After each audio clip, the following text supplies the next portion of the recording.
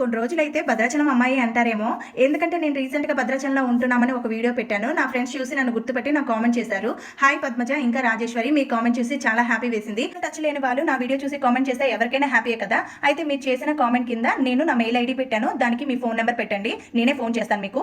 ఇంకా ఈ రోజు వీడియోలోకి వెళ్దామా? మా చిన్నప్పుడు అయితే పండగలకి ఇంటి వెనకాల అమ్మలక్కలందరూ చేరి సరదాగా పిండి వంటలు చేసుకునే వాళ్ళం. పొద్దున్నే పని చేసుకోవటం, రోజుకు ఇద్దరి ఇంట్లో పిండి వంటలు చేసేవాళ్ళు. పొద్దున్నే వంట కూడా చేసేసి మా అమ్మ మళ్ళీ మధ్యాహ్నం వచ్చి మాకు అన్నం పెట్టేది.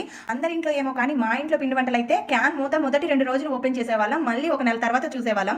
మా ఇంట్లో ఎక్కువగా తినేవాళ్ళు కాదు, పంచి పెట్టడమే ఎక్కువగా ఉండేది. మేము పెద్దయ్యే కొద్దీ అలా చేయడం కూడా మానేసింది మా అమ్మ. ఇప్పుడు మా ఇంట్లో వచ్చేసరికి పిల్లలకు చేసి పెడదామంటే మా వాళ్ళు కొంచెం వెరైటీ లేండి, మా వాళ్ళు తింటారు కానీ వాళ్ళు ఎలా అంటే ఈ రోజు తినేది రేపు తినరు, వాళ్ళకి బోర్. అందుకే మేము ఏం చేస్తామంటే చాలా తక్కువగా ఎక్కువ వెరైటీస్ తీసుకుంటాము. మధ్య మధ్యలో బ్రేక్ కూడా ఇస్తాం. మా చిన్నప్పుడు లాగా పిండి వంటలు అంటే పండగకే కాకుండా మాకు ప్రతి వీక్ పండగే. ఇంతకీ మీరు దసరా పిండి వంటలు స్టార్ట్ చేశారా?